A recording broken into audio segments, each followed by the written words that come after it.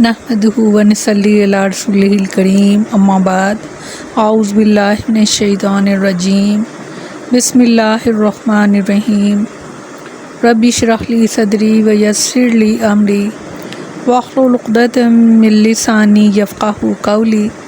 अस्सलामु अलैकुम व रहमतुल्लाहि व बरकातुहू। कैसे हैं आप सब? इंशाअल्लाह खैर आफियत से होंगे। अल्लाह ताला आप सबको अपने हिफ्ज़ व मान में रखे, आमीन सुम्मा आमीन। 5वां पारा सूरत निसा, आयत नंबर 64 से 66 तक। लफ्ज़ी तर्जमा। वमा और नहीं अरसलना हमने भेजा, मिन रसूलिन कोई रसूल, इल्ला मगर लियुताआ इसकी अतात की जाए, बिज़्निल्लाहि अल्लाह के हुक्म से। वलौ और अगर अन्ना हम वो इस जब ज़ालम जुल्म कर बैठे थे, अनफुसहम अपने आप पर, जाऊ का तो आते आपके पास, फस्तगफिरुल्लाह तो फिर बख्शिश मांगते अल्लाह से, वस्तगफरा और बख्शिश तलब करते लहुम उनके लिए, रसूल यानी आप भी, लवाजतु तो वो पाते अल्लाह का तव्वाबन बड़ा तौबा कबूल करने वाला, रहीमा और रहम करने वाला। फला पस नहीं व रब्बी का और कसम है आपके रब की, ला युमिनूना नहीं वो मोमिन रहते, हत्ता यहाँ तक के युहक्किमू का कि वो आपको हकम ठहराएं, फीमा इसमें जिसमें शजरा इख्तलाफ हुआ, बैनहुम इनके दरमियान। सुम्मा फिर ला याजिदू ना पाएँ, फ़ी अनफुसिहिम अपने दिलों में, हराजन कोई तंगी, मिम्मा इससे जो क़ज़ैता आप फ़ैसला कर दो, वो युसल्लिमू और तस्लीम कर लें, तस्लीमा खुशी से तस्लीम करना। वलौ और अगर अन्ना ये कि कतबना हम लिख देते, अलैहिम इन पर, अनिक्तुलू कि तुम कत्ल करो, अनफुसकुम अपने आप को, अविखरुजू या तुम निकल जाओ, मिन दियारिकुम अपने घरों से, मा फ़ालूहु तो वो ना करते इसको, इल्ला मगर कलीलन थोड़े, मिनहुम इनमें से। वलौ और अगर अन्नाहुम के वो फ़ालू करें, मा जो युआज़ूना इनको नसीहत की जाती है, भी इसकी, लकाना तो ज़रूर होता, खैरन बेहतर, लहुम उनके लिए, व अशद्दा और ज़्यादा, तस्बीता मूजब साबत कदमी। फरमाया और हमने कोई रसूल नहीं भेजा मगर इसलिए कि अल्लाह के हुक्म से इसकी फर्मा बरदारी की जाए। और अगर वाकई ये लोग जब उन्होंने अपनी जानों पर जुल्म किया था आपके पास आते, फिर अल्लाह से बख्शिश मांगते और रसूल इनके लिए बख्शिश मांगते, तो अल्लाह को बहुत तौबा कबूल करने वाला और नहायत मेहरबान पाते। गुज़श्ता आयतों में मुनाफ़िकीन का एक बड़ा जुर्म बयान करने के बाद कि रसूलुल्लाह सल्लल्लाहु अलैहि वसल्लम के बजाय काहनों के पास फ़ैसले के लिए गए, यहाँ अल्लाह ताला ने नबी करीम सल्लल्लाहु अलैहि वसल्लम की अताअत की मज़ीद ताकीद फरमाई। मालूम हुआ कि रसूल की अताअत फ़र्ज़ है और इसकी फ़र्ज़ियत का इनकार कुफ़र है। आगे अल्लाह ने नाफरमानों और गुनाहगारों की रहनुमाई फरमाई कि जब इनसे कोई गलती या नाफरमानी हो जाए तो उन्हें चाहिए कि रसूलुल्लाह सल्लल्लाहु अलैहि वसल्लम की खिदमत में हाज़िर होकर आपके पास अल्लाह ताला से अपने गुनाहों की माफ़ी मांगे और आपसे भी दरख्वास्त करें कि आप इनकी माफ़ी के लिए दुआ करें। जब वो ऐसा करेंगे तो अल्लाह ताला इनकी तौबा को कबूल फरमा लेगा, सुभान अल्लाह, इन पर रहम फरमाएगा और इन्हें माफ़ फरमा देगा, सुभान अल्लाह। सूरत निसा में फरमाया कि जो रसूल की फरमा बरदारी करे तो बेशक इसने अल्लाह की फरमा बरदारी की, और जिसने मुँह मोड़ा तो हमने आपको इन पर कोई निगहबान बनाकर नहीं भेजा। सैयदना अबू हुरैरा रज़ी अल्लाह अन्हु बयान करते हैं कि रसूलुल्लाह सल्लल्लाहु अलैहि वसल्लम ने फरमाया, जिस शख्स ने मेरी अताअत की इसने अल्लाह की अताअत की, और जिसने मेरी नाफरमानी की इसने अल्लाह की नाफरमानी की। अल्लाहुम्मा सल्ली अला मुहम्मदिन व अला आलि मुहम्मद कमा सल्लैता अला इब्राहीम व अला आलि इब्राहीम इन्नका हमीदुम मजीद। अल्लाहुम्मा बारिक अला मुहम्मदिन व अला आलि मुहम्मद कमा बारकता अला इब्राहीम व अला आलि इब्राहीम इन्नका हमीदुम मजीद। आमीन सुम्मा आमीन। फरमाया, बस नहीं तेरे रब की कसम है वो मोमिन नहीं होंगे یہاں تک کہ آپ کو اس میں فیصلہ کرنے والا مان لیں جو ان کے درمیان جھگڑا پڑ جائے، پھر اپنے دلوں میں سے کوئی تنگی محسوس نہ کریں۔ جو آپ فیصلہ کریں تسلیم کر لیں، پوری طرح تسلیم کرنا۔ اس آیت میں اللہ تعالیٰ نے اپنی ذات کی قسم کھا کر کہا ہے کہ کوئی آدمی اس وقت تک مسلمان نہیں ہو سکتا جب تک کہ اپنے تمام امور میں رسول اللہ صلی اللہ علیہ وسلم کو فیصل نہیں مان لیتا، اس لیے کہ آپ کا فیصلہ وہ ربانی فیصلہ ہے جس کے برحق ہونے کا دل میں اعتقاد رکھنا ضروری ہے، اور عمل کے ذریعے سے بھی اس پر ایمان رکھنے کا ثبوت فراہم کرنا بھی ضروری ہے۔ اسی لیے اللہ نے ان کے بعد فرمایا یہ ضروری ہے کہ لوگوں کا ظاہر اور باطن اسے تسلیم کر لے اور اس کی حقانیت کے بارے میں دل کے کسی گوشے میں شبہ تک باقی نہ رہے۔ گویا اس آیت میں اللہ تعالیٰ نے قسم کھا کر مومن ہونے کی 3 شرطیں بیان کی ہیں۔ پہلی یہ کہ کسی بھی جھگڑے کا فیصلہ رسول اللہ صلی اللہ علیہ وسلم کے علاوہ کسی اور کے پاس نہ لے جایا جائے۔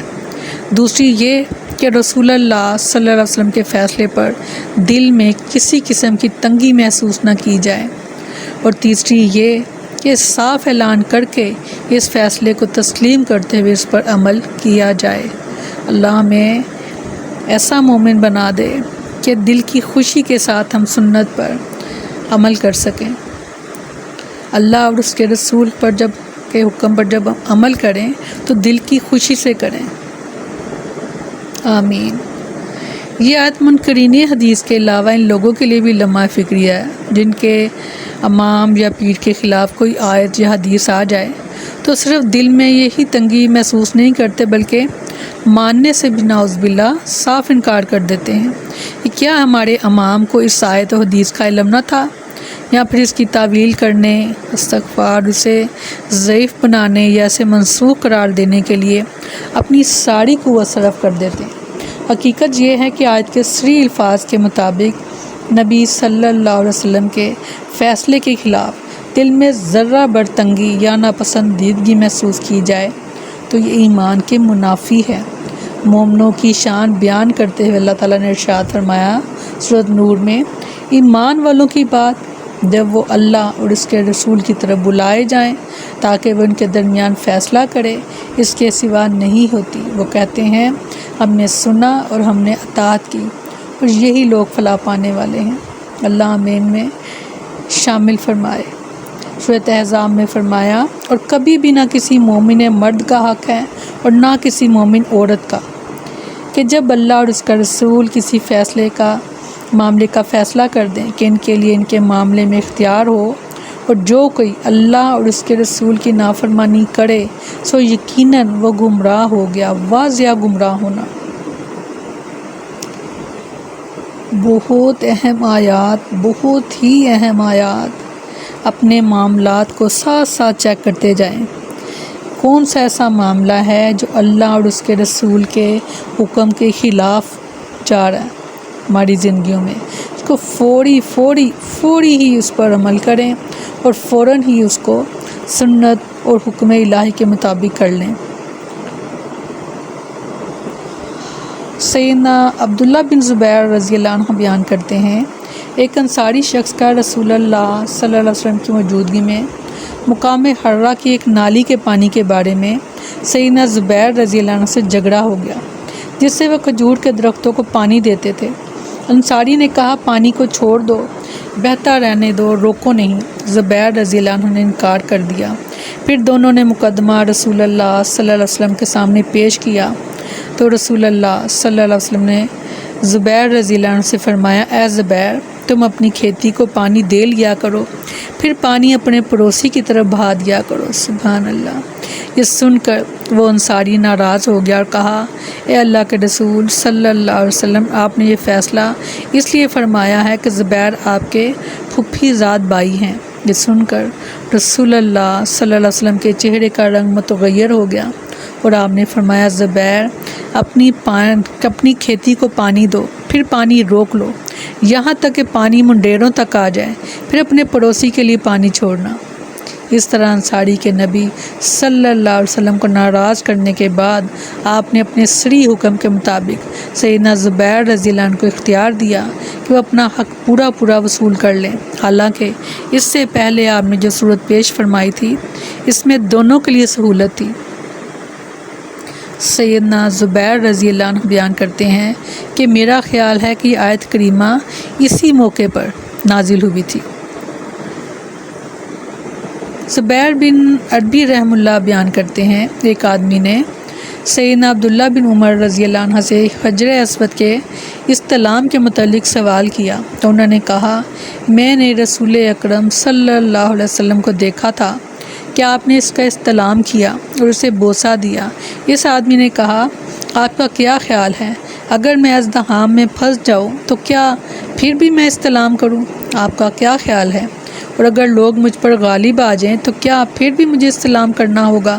سیدنا عبداللہ بن عمر رضی اللہ عنہ نے فرمایا یہ جو تم کہہ رہے ہو آپ کا کیا خیال ہے، اسے یمن میں چھوڑ آؤ۔ میں تو صرف اتنا جانتا ہوں کہ میں نے رسول اللہ صلی اللہ علیہ وسلم کو دیکھا تھا کہ آپ نے اس کا استلام کیا اور اسے بوسہ دیا۔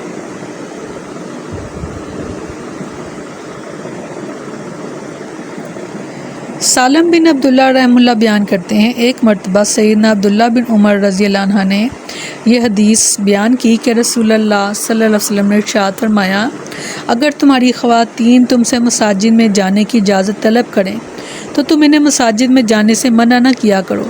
یہ حدیث سن کر سیدنا عبداللہ بن عمر رضی اللہ عنہ کے بیٹے بلال بن عبداللہ کہنے لگے اللہ کی قسم ہم تو انہیں ضرور منع کریں گے۔ تو سیدنا عبداللہ بن عمر رضی اللہ عنہ اس کی طرف متوجہ ہوئے اور انہیں شدید برا بلا کہا، اتنا برا بلا کہ میں نے آج تک انہیں کسی کو اتنا برا بلا کہتے ہوئے نہیں دیکھا۔ اور انہوں نے فرمایا میں تمہیں رسول اللہ صلی اللہ علیہ وسلم کی حدیث بیان کرتا ہوں اور تم کہتے ہو اللہ کی قسم انہیں ضرور منع کریں گے ہم۔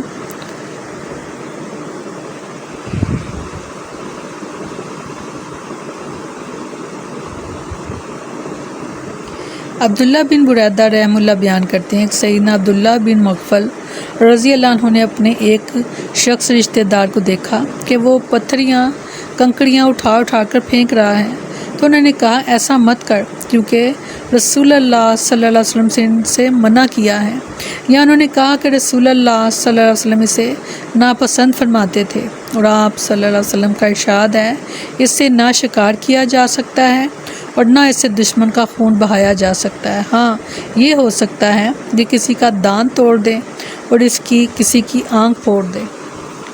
اس کے بعد سیدنا عبداللہ بن مغفر رضی اللہ عنہ نے اسی آدمی کو پھر دیکھا کہ وہ اسی طرح کنکریاں یا پتھر اٹھا کر پھینک رہا تھا۔ وہ کہنے لگے میں تمہیں رسول اللہ صلی اللہ علیہ وسلم کی حدیث بیان کرتا ہوں کہ آپ صلی اللہ علیہ وسلم نے ایسا کرنے سے منع کیا ہے یا اسے ناپسند کیا ہے اور تم پھر بھی اسی طرح کنکریاں پھینک رہے ہو، میں تم سے اتنا عرصہ بات نہیں کروں گا۔ ایک روایت میں ہے کہ انہوں نے کہا کہ میں تم سے کبھی بات نہیں کروں گا۔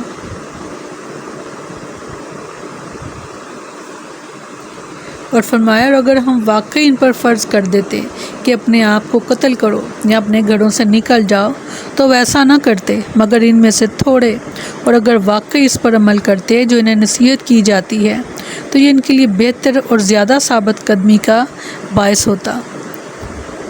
اس آیت کا تعلق بھی منافقین سے ہے اور اس میں ان کو اخلاص اور ترک نفاق کی ترغیب دی گئی ہے، یعنی چاہیے تو یہ کہ اللہ تعالیٰ کا حکم ماننے میں جان اور مال کی بالکل پرواہ نہ کی جائے، مگر یہ ایسے ہیں کہ اگر کہیں ان کو اللہ تعالیٰ اپنی جانیں ہلاک کر ڈالنے یا اپنے گھر چھوڑ دینے کا حکم دیتے تو یہ اس کو کب بجا لانے والے تھے۔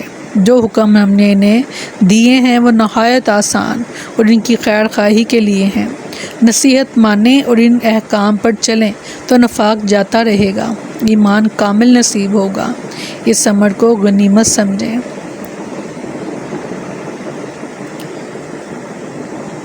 آج کی آیات بہت اہم، عمل کرنے کے لحاظ سے میرا خیال ہے کہ کافی اچھے طریقے سے آپ پر وضاحت ہو گئی ہوگی اس آیت کی کہ اطاعت کرو اللہ کی اور اس کے رسول کی۔ اطاعت کرو اللہ کی اور اس کے رسول کی۔ آپ صلی اللہ علیہ وسلم نے کیا فرمایا؟ جس نے میری اطاعت کی گویا اس نے اللہ کی اطاعت کی، اور جس نے میری نافرمانی کی گویا اس نے اللہ کی نافرمانی کی۔ بہت اہم آیات ہیں، اس کو بار بار سنیے گا اور خود کو چیک کیجئے گا کون سا ایسا معاملہ ہے ہماری زندگی کا کہ جس میں ہم اللہ اور اس کے رسول کے حکم کے خلاف چل رہے ہیں۔ اللہ نہ کرے کہ کوئی ایسا معاملہ ہو۔ اپنا محاسبہ کرتے رہا کریں، خود ہی کرتے رہا کریں، اور اگر کوئی غلطی ہو جائے تو فوراً اللہ کی طرف رجوع کیا کریں۔ آج بہت خوبصورت آیتیں ہیں کہ جب ان سے کوئی غلطی ہو گئی تھی تو انہیں چاہیے تھا کہ اللہ کے حضور استغفار کرتے، تو اللہ تعالیٰ کو توبہ قبول کرنے والا اور بڑا ہی مہربان پاتے۔ تو اللہ تعالیٰ کو آپ انشاءاللہ ہمیشہ مہربان پائیں گے، ہمیشہ، کیونکہ اللہ نے رحمت کو اپنی ذات پر لازم کر دیا۔ سبحانک اللہم و بحمدک نشہد ان لا الہ الا انت نستغفرک و نتوب الیک۔ سبحان ربک رب العزت عما یصفون وسلام علی المرسلین والحمد للہ رب العالمین۔ السلام علیکم ورحمۃ اللہ وبرکاتہ۔